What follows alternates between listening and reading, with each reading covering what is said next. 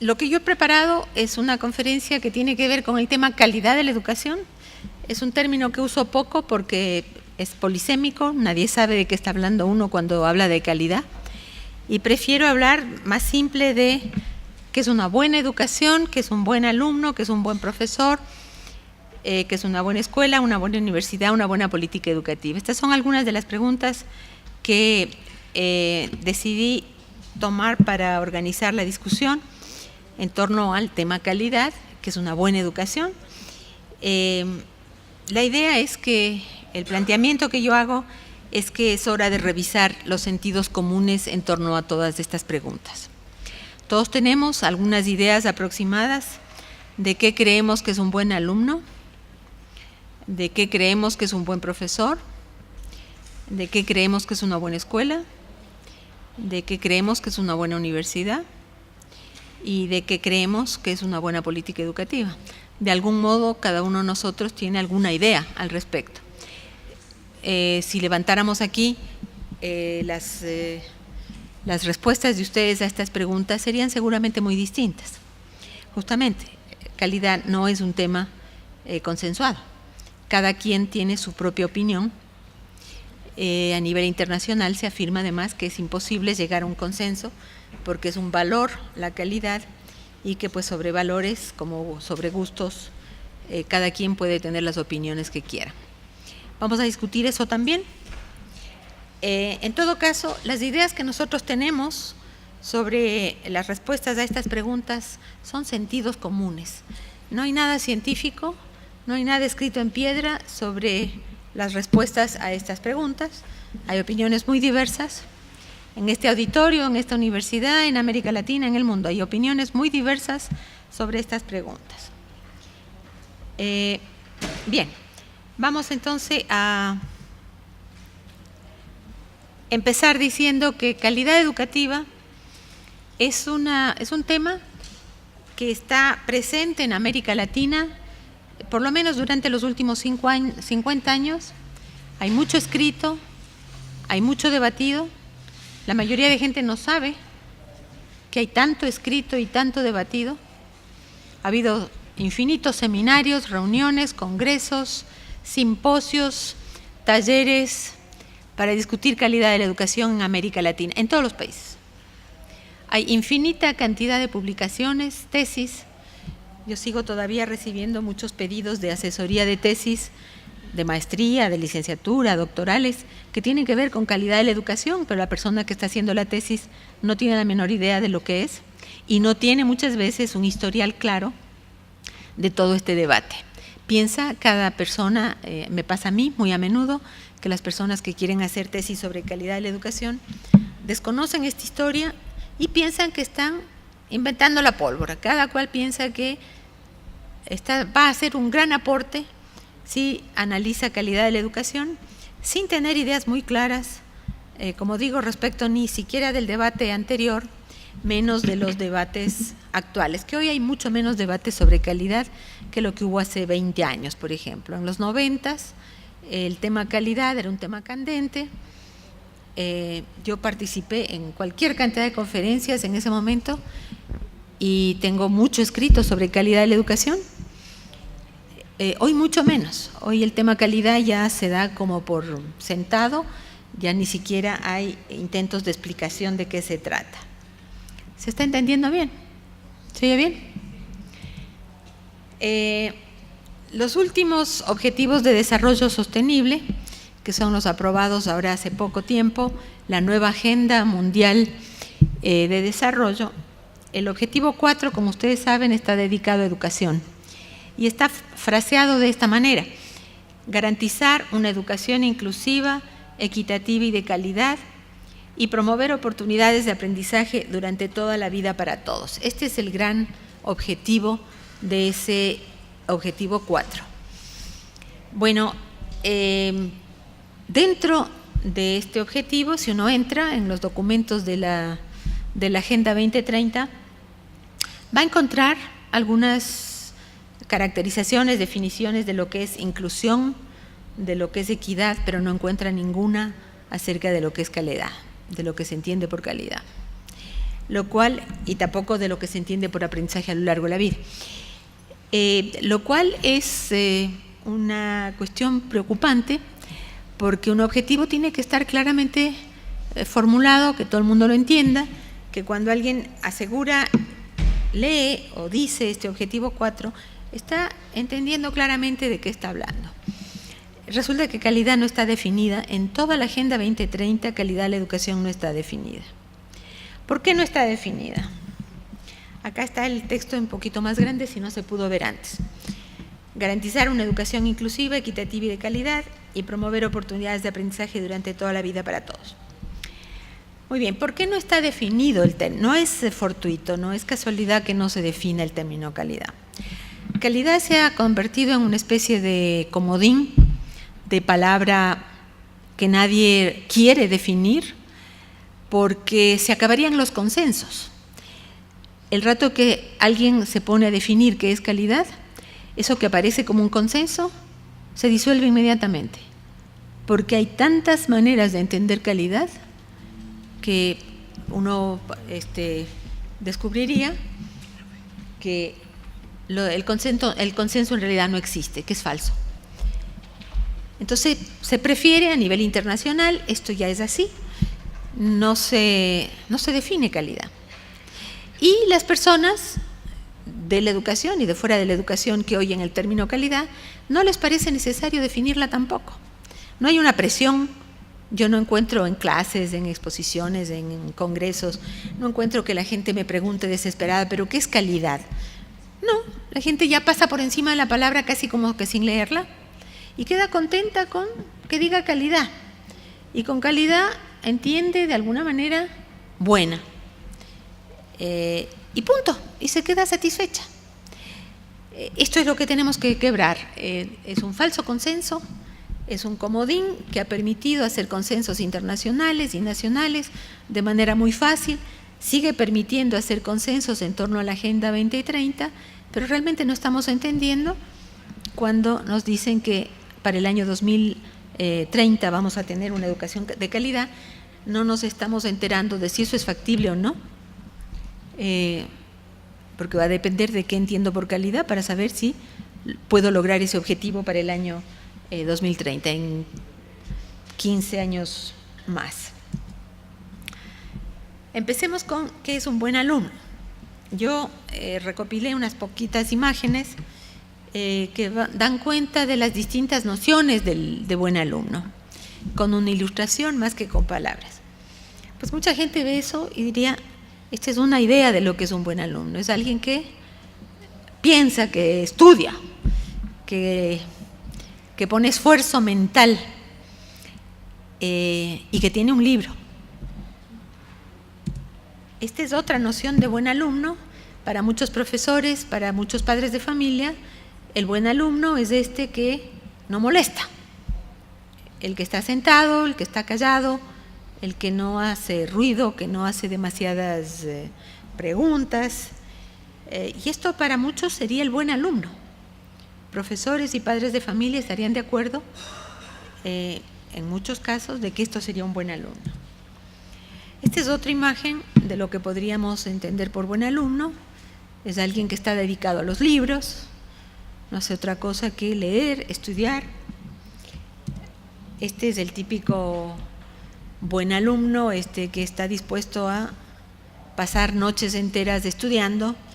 La noche anterior al examen va a calentar el examen. Este es el buen alumno. El mal alumno está durmiendo a esta hora. Es un vago. Persevera, sigue esforzándose. Esto es el día anterior al examen. Bueno, pero el sentido común dominante de lo que es un buen alumno, y yo creo que esto en toda América Latina y muy claramente, es la idea de que es alguien que tiene buenas calificaciones. Más allá de que estudie, de que esté rodeado de libros, de cuántas horas le dedique, de cuánto esfuerzo le dedique, lo que a la sociedad le importa y al sistema educativo le importa es que sea alguien que saca buenas notas. Esta es la definición por excelencia del buen alumno. Este es el buen alumno del cual se enorgullece el profesor, del cual se enorgullece la mamá, el papá, Si saca buena calificación, esa es. Repito, no importa cuánto invirtió, cuánto estudió, no importa si comprendió o no comprendió, el asunto es que tenga buena calificación. Bueno, esto hay que desmontar, esta caja negra hay que abrir. Esta idea de buen alumno como alguien que saca buenas calificaciones, primero que es equivocada y hay mucha evidencia al respecto, y segundo, esto representa el viejo modelo educativo, donde el alumno que saca buenas notas es el considerado alumno ideal. Sacar buena nota igual entender, sacar buena nota igual aprender. Esto no es así. Sacar buena nota no necesariamente significa que entendió. Ya saben que además hay trampa, digamos, dejemos eso al costado, pero aún sin trampa yo puedo dar un examen sin haber entendido y sacar una buena nota. Sobre todo los exámenes que son los más frecuentes ahora, los de respuestas múltiples. Se puede sacar una gran nota en un examen sin entender lo que le preguntaron a uno en el examen. Hay evidencia empírica en este momento, no teníamos hace 20 años, de que los alumnos más inteligentes son justamente los que no sacan buenas calificaciones, no se acomodan fácilmente al sistema escolar. Los chicos más brillantes, los que más piensan, los que cultivan el análisis, que les gusta preguntarse 2 veces una cosa, no sacan buenas notas, tienen dificultades para acomodarse al sistema clásico que a uno no le exige pensar. Yo tengo que escoger de 5 respuestas una buena, y si tengo una duda, digo, la 1 y la 2 podrían ser, es un problema. Es un problema. Pensar demasiado en una de esas pruebas es un problema, porque uno de pronto puede encontrar que la 1 y la 2 podrían ser ciertas, dadas ciertas circunstancias. Yo era una de las personas que sacaba pésimas notas en estas pruebas estandarizadas, porque siempre tenía dudas. Siempre me surgía una interrogante que otros no se estaban haciendo, ¿y qué tal sí? Pero en esta condición tal vez. Y eso era pésimo. Era una pésima guía para ser un buen alumno, para sacar una buena nota en ese examen. Pensar demasiado no ayuda para sacar buenas calificaciones. Hay evidencia de que las pruebas estandarizadas son particularmente rechazadas por los estudiantes más inteligentes. Se niegan, les provoca rechazo responder a pruebas estandarizadas que son iguales para todos. Necesitan pensar, necesitan comprender, no quieren pasar por encima de 4 o 5 opciones que alguien eligió. Entonces, no es cierto, y sobre todo hoy en día con tanta prueba estandarizada, que los alumnos más inteligentes, si tomo la inteligencia como una variable, son los que sacan mejores notas en las pruebas y que por tanto son los mejores estudiantes. Me imagino que acá hay también pruebas como en el Ecuador. Hay una prueba que estábamos usando hasta hace poco tiempo para el ingreso a la universidad, que se llama el ENES, Examen Nacional de Ingreso a la Universidad. Los chicos toman esa prueba, esta se instauró en el año 2012. Los chicos toman esa prueba y si el puntaje que obtienen no era suficiente para ingresar a la universidad, la toman otra vez, van a un instituto, que se han creado muchos institutos para preparar a los estudiantes para estas pruebas, toman una segunda vez y les va mejor. O sea, al ejercitar la prueba, aprenden a tomar la prueba. No es que aprenden la materia, aprenden a tomar la prueba. Si todavía les falta puntaje o quieren mejorar el puntaje para tener mejores condiciones de becas y tal, toman una tercera vez y mejoran el puntaje. Yo he analizado ese efecto. Es más, me inscribí en uno de estos institutos, como si yo fuera a tomar las pruebas para saber cómo es que le entrenan a uno para tomar la prueba. Es muy interesante. Hay 4 estudiantes que en estos 5 años en el Ecuador sacaron puntaje perfecto en el ENES. Y yo hice un análisis de los perfiles de estos estudiantes. ¿Quiénes son? ¿Qué clase de estudiantes eran en el colegio? ¿Leen, no leen? ¿Les entusiasma aprender? En fin. No les pude entrevistar, pero saqué sus perfiles de los medios que les entrevistaban. Estos chicos no eran buenos estudiantes en el colegio, los profesores más bien se quejaban, uno de ellos claramente dijo: a mí no me gusta leer, hace tiempo que no leo, y son los que sacaron los mejores puntajes, 4 puntajes perfectos, 100 sobre 100 en el examen nacional de ingreso a la universidad. Entonces llamaba la atención, ¿no? Y que resultó que 3 de ellos habían ido a estos institutos donde se preparan para tomar el examen. Uno de ellos tomó 4 veces el examen, 4 veces, y en cada vez mejoró el puntaje. Y el último ya fue el puntaje perfecto. Solo una chica, madre soltera, que fue un misterio cómo logró no por madre soltera, cómo logró el puntaje perfecto, porque esta chica estudió sola en su casa, con ayuda de una hermana, con ayuda de amigas, no fue a ningún instituto y sacó el puntaje perfecto. Los otros 3 varones fueron a los institutos y aprendieron a hacer el examen. Bueno, algunos ejemplos que les estoy dando de cómo uno puede confundirse pensando que la buena calificación es producto de la comprensión, el esfuerzo. No necesariamente es así. Y el seguir tomando el examen, seguir practicando el examen, tiene un efecto sobre el puntaje, no necesariamente sobre el aprendizaje. Bien,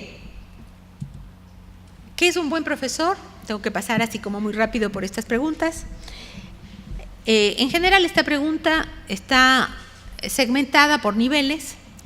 A nadie se le ocurre que las mismas características de ser buen profesor para un niño de 3 años son las que se aplican para un profesor universitario. Es decir, esto está bastante segmentado, las percepciones de qué es un buen profesor. Encontré esta que es un claro caso de robo de identidad. Son los adultos hablando por los niños pequeños. Mire lo que ponen. Eres el mejor profesor del mundo, pone, de tus alumnos de tercero de infantil. Son niños pequeñitos. Por tu paciencia infinita, por confiar en nuestras posibilidades, por ayudarnos a hacernos mayores. Esto dicen supuestamente, escriben, unos niños pequeñitos. Ya saben, aquí está el adulto detrás, está el profesor detrás o el padre de familia diciendo estos textos. Esto no es el buen profesor de infantil, y ciertamente no para esos niños de infantil. Esta es la visión adulta de lo que creen que es bueno un buen profesor para infantil. El profesor como apóstol sigue estando, el ideario del profesor apóstol, el que es capaz de hacer cualquier cosa por sus alumnos y superar cualquier dificultad, ese está todavía presente. La vocación que lleva implícito un verdadero apostolado, esa sigue estando presente en la imagen del buen profesor. Bueno, la idea del afecto, de la atención, del cariño, está siempre presente, y sobre todo se la perfila para las mujeres, ¿no? Son las mujeres las que estarían mejor habilitadas supuestamente para dar cariño, paciencia, etcétera, que se consideran cualidades de un buen profesor. Para muchos el buen profesor es el profesor orquesta, que es capaz de hacer todo, que tiene habilidades intelectuales, manuales, que pues resuelve todos los problemas. Esta imagen también está presente en muchas acepciones de lo que es un buen profesor. Está la idea del buen profesor como alguien que es capaz de mimetizarse totalmente con sus alumnos, capaz de amenizar la clase de manera tal que los alumnos se sientan totalmente comprometidos con el aprendizaje, y el profesor está en función de generar esas simpatías entre los alumnos. Esta idea del profesor como alguien que habla en difícil, que se eleva por sobre los alumnos porque sabe mucho más, que es el que entrega información, conocimiento y tal, está permanentemente detrás de la idea del buen profesor. De esta no hemos salido, esta sigue siendo la idea clásica del profesor. Tiene que saber mucho, tiene que hablar en difícil, tiene que establecer una distancia con sus alumnos, y esto es particularmente un tema de análisis para la educación universitaria. Muchos hacen de esto una prueba clara de lo que tiene que ser el buen profesor en el medio académico. Tiene que elevarse, esta distancia es necesaria para la buena enseñanza.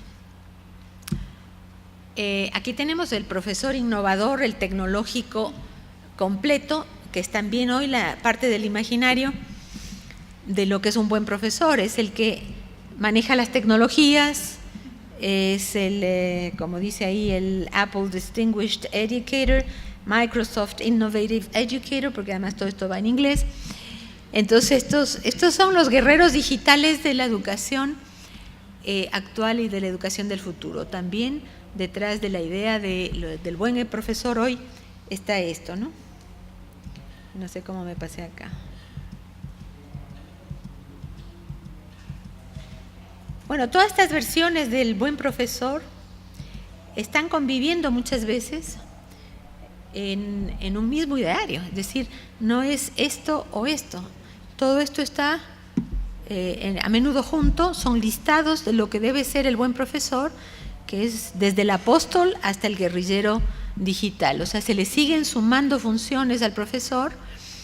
Hice una vez, hace bastante tiempo, escribí un artículo que fue muy difundido, que era una sátira.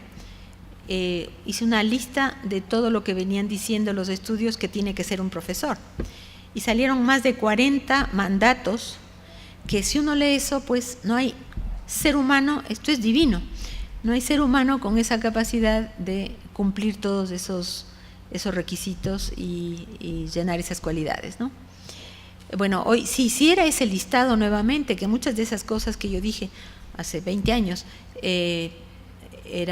siguen siendo válidas, si hoy hiciera otra vez ese listado, y tengo ganas de volver a hacerlo, el listado crece, porque se agregaron las tecnologías. No es que se le quitaron cosas, se le aumentaron cosas. Hoy el profesor tiene que ser resiliente, empático, tiene que tener pensamiento crítico, tiene que amar la lectura, tiene que ser aprendiz permanente. O sea, se le van juntando cualidades. Debe ser la lista en este momento larguísima. Hay cosas incompatibles, hay unas que no van con las otras, pero bueno, nosotros seguimos haciendo los listados de las virtudes del buen maestro. El sentido común dominante que prima detrás de todas de estos idearios del buen profesor es el de que es alguien que tiene que tener conocimientos. Eso es lo que prima. Y eso corresponde al viejo modelo educativo enciclopédico y transmisor. La idea del buen profesor sigue estando finalmente centrada en alguien que tiene que saber mucho. ¿Saber de qué? Pues saberes disciplinares, saberes del mundo, y tiene que ser además ciudadano global. Ya no basta con que sepa sus materias, tiene que ser un ciudadano global, es decir, manejar los problemas del mundo contemporáneo. Hoy además tiene que saber idiomas, en fin. Pero bueno, la idea que está detrás de los tests, de las pruebas que se están tomando para ver si los profesores tienen buen desempeño o no, estas pruebas estandarizadas que se están aplicando también a los profesores, detrás de esas pruebas está esta visión del buen profesor. Lo que se intenta evaluar con esas pruebas es el conocimiento docente para hacer su tarea. No se evalúan sus cualidades, no se puede evaluar la honestidad, la creatividad con una prueba, no se puede evaluar. La prueba solo mide conocimientos, a veces solo informaciones y datos. Y esto también es la repetición del viejo modelo educativo enciclopédico y transmisor. A los profesores se les está evaluando el desempeño como si fueran profesores de hace 20 años, pero todo el ideario que se pone sobre ellos es un ideario que corresponde a este siglo. Hay un desfase total entre cómo se está evaluando desempeño. No se puede evaluar a través de pruebas el desempeño de un maestro. Es una habilidad tremendamente compleja como para pretender evaluar en pruebas. Pero reproduce el viejo modelo que se supone que estamos desechando en favor de un modelo más moderno, siglo XXI, como se le llama. Dejo ahí, después vamos a tener tiempo para conversar sobre esto. ¿Qué es una buena escuela? En general, la buena escuela empieza por los ojos. La gente piensa que la infraestructura define en gran medida a la buena escuela. La buena escuela se la ve desde afuera, tiene que ver con paredes, con construcción. Esa es la primera noción que viene cuando se habla de escuela y cuando se habla de calidad de la escuela. Y cada vez más la infraestructura viene ocupando un papel preponderante. Hoy en día además está esta idea de la buena escuela como la que tiene computadoras, ¿no? A muchos les parece que es imposible una buena escuela sin computadoras. Un dato que les puede llamar la atención, en Silicon Valley, donde están todos los grandes innovadores de las tecnologías en Estados Unidos, la escuela a la que mandan los funcionarios, los directivos de Silicon Valley, la escuela a la que mandan a sus hijos es una escuela que no tiene computadoras. Claro, las tienen en sus casas, ¿no? Pero esas escuelas son unas escuelas increíbles, o sea, no existen las computadoras. ¿Y qué quieren los directivos del Silicon Valley? Que aprendan los hijos. Quieren que aprendan a sembrar, quieren que aprendan a montar a caballo, que aprendan a bordar, que aprendan a cocinar. Eso es lo que se aprende en esa escuela Waldorf, que es una escuela estupenda, en California, una escuela Waldorf alternativa, súper moderna, sin una sola computadora. A uno le da para pensar, esos chicos aprenden con pizarras verdes, las clásicas, con tiza.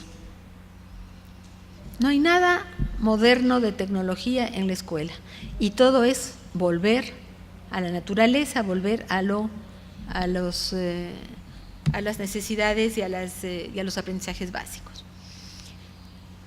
Bueno, muchos tienen esta idea de escuela, que es la escuela transmisora por excelencia, la que enseña mucho. En la escuela a mi hijo le enseñan inglés, computación, música, arte, danza, cívica, ciudadanía mundial, enseñan todo. Esa es la buena. Si le enseñan todo eso, pues esa es la buena. Entonces, se enseña mucho. Una cosa es la enseñanza y otra es el aprendizaje, ¿no es cierto? Mucha gente no diferencia estas dos cosas. Y es cierto, muchísima gente no diferencia enseñanza de aprendizaje. La profesora manda una nota a la madre de familia y le dice, hágame el favor de ayudarle con los decimales porque su hijo anda mal con los decimales. Y la mamá le devuelve, la mamá vecina mía, le devuelve una nota a la profesora y le dice, profesora, hágame el favor de enseñarle usted porque usted es la profesora. La profesora le devuelve la nota a mi amiga y le dice, pero yo le enseñé. Y mi amiga, asesorada por mí, le devuelve la nota y le dice, pero mi hijo no aprendió. Y yo le acompañé a mi amiga.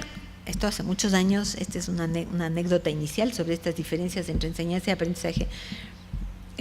Fui con mi amiga a la escuela privada en Quito y la maestra no entiende la diferencia entre enseñar y aprender.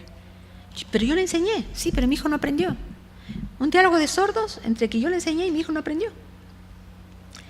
La maestra, que es la que tendría que saber la diferencia entre uno y otro, que uno puede enseñar y el alumno puede no aprender, y que la función de un maestro no es enseñar, sino lograr que el alumno aprenda, esa es función de un maestro.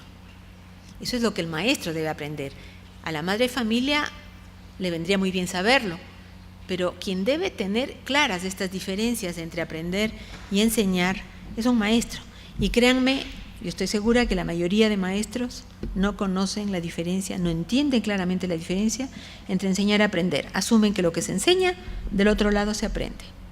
Y que si no se aprende, es un problema de aprendizaje, es un problema del alumno que le falta algo, no es un problema de enseñanza. Esta distinción es clave. Digo, en la escuela se enseña mucho y se aprende poco. Este es un fenómeno mundial, este es un fenómeno que hay que analizarlo. Para muchos, el ser buena, esto tenía que decirse que es una buena escuela. Para muchos la buena escuela, por increíble que parezca, sigue siendo la escuela que es rígida, que hace repetir, que no pasa a cualquiera. Es una escuela que va dejando cadáveres en el camino. Muchos padres de familia están de acuerdo con esta idea de buena escuela. Este profesor es bueno porque hace repetir el año. Este profesor es bueno porque no deja pasar a cualquiera. No es demagógico que pasa a los alumnos y no importa que aprendan, lo que le importa es simplemente que pasen. Hay mucha idea de que la buena escuela es penalizadora, que tiene que castigar al que no aprende rápido, al que no aprende a tiempo, todas esas ideas castigadoras del aprendizaje. Últimamente empiezan a aparecer diagramas de esta naturaleza cuando uno busca en Google. Yo busqué en Google algunas de estas imágenes y esta es una que aparece en la buena escuela. Es decir, hoy la neurociencia está entrando a la escuela, ¿no es cierto?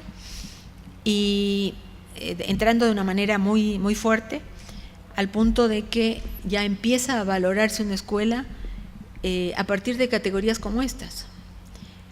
Se usa más la mitad derecha o la mitad izquierda del cerebro. Yo estuve en una conferencia de padres de familia en un colegio de Quito, donde enseñaban estas cosas a los padres de familia. En su escuela se usa, los padres de familia no tienen la menor idea, deberían empezar a aprender estas cosas. Pero juzgar una escuela a partir de criterios como estos, que todavía están muy lejos de acercarse a la pedagogía y a la didáctica, es complicado. Yo siento que es un nuevo reino de preocupación que tenemos por delante los pedagogos, esta fácil adjudicación del nuevo conocimiento que se está produciendo como conocimiento que ya está disponible para el profesor y que ya es aplicable en las escuelas. No funciona así, no. Esto necesita muchas mediaciones para poder ser comprendido a cabalidad y mucho más para poder comprender qué relación tiene esto con una buena escuela. En el sentido común dominante de la buena escuela, hoy lo que predomina son los rankings, por lo menos en nuestras sociedades en América Latina. En Asia no, pero en América Latina hoy estamos avanzando con una noción de escuela que combina, como aquí en Colombia, varios indicadores. Entonces, el padre de familia tiene que fijarse si su escuela cumple con determinadas condiciones, logra determinados resultados, y eso es lo que le va a indicar al padre de familia si la escuela es buena o no. El aprendizaje, los resultados de aprendizaje de los alumnos y los resultados de aprendizaje de los profesores son apenas uno de esos indicadores. Y esto nuevamente repite la vieja noción de escuela, porque son indicadores que tienen que ver con acceso, retención, completación, que son, por ejemplo, categorías del mundo de la economía, de la eficiencia de la educación, etcétera, pero no necesariamente tienen que ver con la calidad de los procesos pedagógicos. Lo dejamos ahí, también podemos conversar al respecto. Una de las cosas más tristes acerca de la calidad de la educación es lo que está pasando con las universidades. Las universidades se han acogido en los últimos 30 años a un sistema muy simple de categorización de cuál es la buena universidad y cuál es la mala. Y es simplemente acogerse a los rankings. Hay varios rankings, como ustedes saben, de universidades. Cada ranking tiene su propio perfil, ubica sus propios indicadores, da porcentajes distintos de valor a esos indicadores. Y cada universidad es evaluada de acuerdo a esos rankings. Ya ni siquiera hace falta pensar si mi universidad es buena o mala. Alguien me lo piensa. Alguien me dice mi universidad es buena o mala, en base a un análisis de todos esos indicadores. Las universidades han perdido capacidad de análisis de sus propias condiciones de calidad. Es raro ya encontrar en universidades en América Latina, por ejemplo, la vocación de servicio, el servicio a la comunidad como un factor de calidad de la universidad, que esto en los años 60, 70 era algo imprescindible, es decir, una universidad volcada a la comunidad, volcada a la transformación social, eran categorías fundamentales para definir si una universidad era buena o no. Hoy no, ni siquiera aparece eso en las definiciones de la calidad la calidad de la educación universitaria. Algunos de estos rankings no tienen ni siquiera vinculación con el mundo social. Es como que la universidad fuese un ente guardado en una urna de cristal. La que cuestionábamos hoy es la que está siendo subrayada en algunos de estos rankings. Entonces, el sentido común dominante hacia el que han avanzado las universidades, y esto a una velocidad pasmosa y con una aceptabilidad muy grande, sin resistencias, es el de los rankings. La cultura de los rankings se instaló en las universidades y esto pues habla de qué pasa con la globalización del conocimiento, con la globalización de la educación superior, con la estandarización y también con la mercantilización de la educación superior. Hay varios ejes que atraviesan esta tendencia de la valoración de las universidades a través de rankings. ¿Qué es una buena política educativa? Esta es la última pregunta que estoy haciendo. La hago porque nadie se la hace. Esta es la pregunta menos preguntada. La gente se pregunta qué es un buen profesor, qué es una buena escuela, qué es una buena universidad. Difícilmente las personas se preguntan ¿y qué es una buena política educativa? ¿Cómo sé yo que una política educativa es buena o mala? Esta es casi una no pregunta. La sociedad no pregunta y no se pregunta si las políticas educativas que se están desarrollando en un determinado país son buenas o malas. Simplemente se piensa desde la ejecución. Alguien define la política y ahora hay que implementarla. Puede haber problemas de implementación. No se piensa que hay problemas también y muy importantes de diseño de la política. Una política educativa mal diseñada genera una pésima implementación, obviamente. Bueno, está muy instalada la idea de que la buena política educativa es la que es igual para todos.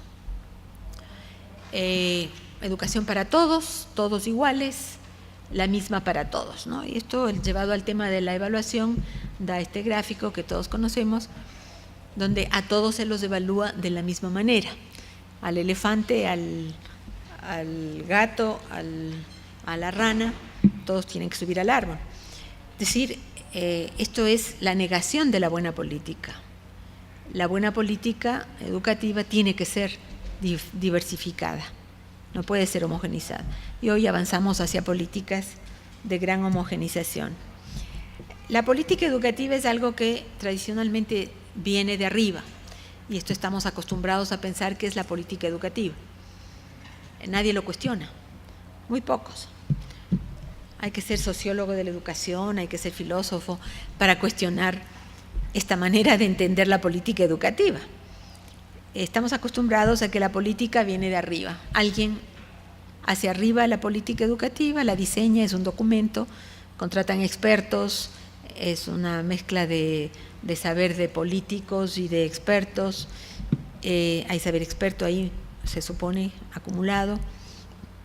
Bueno, y eso cae, baja a la sociedad, y la sociedad lo asume. Y su papel, el papel social, es implementarla. No se cuestiona esta manera de hacer la política. Esta es la negación de la buena política educativa. La buena política educativa tiene que ser participativa. No se puede hacer una buena política educativa a espaldas de la sociedad sin contar con las opiniones, los deseos, las ideas de todo lo que es la gran comunidad educativa, empezando por docentes, estudiantes, padres de familia, organizaciones sociales, etcétera, ¿no? Pero bueno, esta es la que tenemos y con esa nos acomodamos, nos parece perfecta. Aquí simplemente es un chiste, no se puede leer, pero la idea es la reforma educativa como algo que se plantea de la noche a la mañana. Hoy yo tengo unos titulares guardados en el Ecuador donde se anunciaba alguna vez en los 90, hoy empieza la reforma educativa, ¿no? Como si fuese un evento. A nadie se le ocurre que hoy empieza una reforma educativa, o sea, es un proceso, no le puedo poner día, no es un bombardeo, no es un evento, es un proceso. Y venimos en reformas educativas en América Latina que no paran, son intermitentes, están permanentemente ahí. Pero esta es la idea. Cada nuevo gobierno viene con su propia propuesta de reforma educativa y empieza tal día y termina tal día. No se la ve como proceso. La versión dura de política educativa, la dominante hoy en día, yo creo que es la de inversión en educación. La sociedad se acostumbra a pensar que la política se traduce en la inversión, en cuánto se gasta. Y ustedes tienen, pues, toda la sociedad, los sindicatos docentes, todo el mundo, pendientes de cuál es la asignación presupuestaria para la educación. Toda la sociedad está pendiente de eso. Generalmente se lo pone como porcentaje del Producto Interno Bruto y nos comparamos entre países a ver cuál gasta más. Es solo un tema de cantidad, de monto. Todos pedimos más, no pedimos mejor. La verdadera calidad de una política educativa se va a medir no en cuánto se gasta, sino en qué y en cómo se gasta. Y esto la sociedad no tiene la menor idea, no tiene conciencia, no exige esto, lo que se llama calidad del gasto. Lo que importa es en qué y cómo se gasta, en qué prioridades. Cuando me dicen que la prioridad es la infraestructura, yo digo, esa es una mala política educativa. No puede ser que la prioridad sea la infraestructura. La infraestructura no es el factor principal de existencia, de educación y de desarrollo de calidad de la educación. Cuando me dicen que los últimos en recibir los beneficios de un presupuesto educativo van a ser los maestros, yo de entrada digo, es una pésima política educativa. Tengo que dar prioridad a los maestros. Cuando me dicen que la prioridad va a ser instalar computadoras en todas las escuelas, digo, es mala política educativa. Primero tengo que averiguar para qué me van a servir las computadoras, cuáles son las condiciones de uso de esas computadoras, quién las va a usar, con qué capacitación docente se va a hacer. Generalmente se distribuyen las computadoras y los maestros no son capacitados. Se capacita el maestro al final, después de haber generado una mayor brecha entre profesores y alumnos. No disminuir la brecha, se aumenta la brecha. En fin, hay tanta mala política educativa hoy en América Latina. Evaluación. Cuando me dicen en el Ecuador que van a empezar a evaluar a niños de 4 y 5 años, yo digo, mala política educativa. No es posible que a un niño de 4 o 5 años empiece atormentándolo ya con pruebas estandarizadas, que van a ser pruebas estandarizadas. Cuando me dicen que van a cortar el programa de lectura porque hay no sé qué otra prioridad, yo digo no, mala política educativa. Sin lectura no hay posibilidad de hacer educación.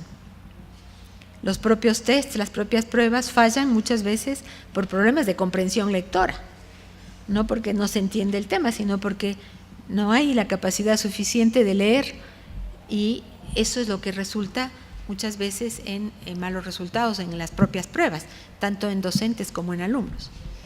Entonces, podríamos hacer un inventario de políticas educativas de Colombia, por ejemplo, del Ecuador, de Chile, y hacer un análisis sin tener ni siquiera datos, solo ver qué se quiere priorizar y qué se quiere dejar al final, en qué orden se pretenden hacer las cosas. Compro primero las computadoras, después veo qué hago con ellas y al final capacito docentes. Pésima priorización. Eso es lo que hemos hecho en América Latina. Primero se compra, después se decide qué se va a hacer y al final, si acaso, se capacita maestros. Errores garrafales, un despilfarro enorme de dinero en todas estas malas decisiones de política con asignaciones presupuestarias equivocadas en sus prioridades y en sus calidades. La sociedad no reacciona, no ha reaccionado hasta hoy al tema de la calidad de las políticas, de la calidad de la inversión, la calidad del gasto que se llama. Estamos siempre enfatizando los temas cuantitativos, los montos. Simplemente para terminar, me parece que podríamos hacer muchísimas otras preguntas acerca de qué es un buen o qué es una buena. Por ejemplo, ¿qué es una buena formación docente? Nuevamente aquí esto está cuantificado, simplemente se asume que si hay muchas horas de capacitación, así se mide en mi país capacitación docente, ¿cuántas horas de capacitación recibieron los maestros este año? 1 millón, no sé qué. ¿Y yo qué hago con ese dato? No me sirve de nada porque no sé cuál es la calidad de esa capacitación y de esas horas de capacitación. Ese dato cuantitativo no me sirve de nada, no me dice nada acerca de la calidad de la formación. Pero ese es el dato que está al final como un dato de evaluación de la formación docente. No es posible. Me tienen que decir para qué sirvió esa formación docente. ¿Modificó o no modificó conductas? ¿Modificó o no modificó prácticas? ¿Le sirvió al docente en su práctica cotidiana? Eso es lo que yo necesito saber para ver si esa formación docente sirvió o no sirvió. Que me digan cuántas horas de capacitación hubo, no sirve en absoluto. Y esos son los parámetros que se siguieron usando en América Latina para evaluar capacitación y formación docente. Pues hay otro tema, por ejemplo, que es una buena tarea escolar. La tarea escolar viene siendo crecientemente cuestionada en todo el mundo. América Latina por fin se hace eco de esto y empieza a haber reacciones de los países de reducir, por ejemplo, el tiempo de la tarea. Reducir el tiempo está muy bien, porque ha sido siempre excesiva, pero hay otras cosas que hay que ver, ¿no es cierto? ¿Qué clase de tarea es la que hay que dar? ¿Cuánto tiempo es uno? Pero ¿cuál es la buena tarea? ¿Quién tiene que hacer la tarea? ¿Los niños o los padres de familia? ¿Quién tiene que hacer la tarea? ¿Qué es una buena ayuda familiar? Todos estos son temas que habría que levantar para empezar a meternos en el tema calidad de la educación. Todas estas son preguntas que hacen a la calidad de la educación. Pero este gran paquete llamado calidad, no lo abrimos, no lo sometemos a análisis y no lo cuestionamos. Estamos viviendo montados sobre un término que nadie se toma la molestia de pensar qué es lo que se está diciendo cuando se está diciendo calidad educativa.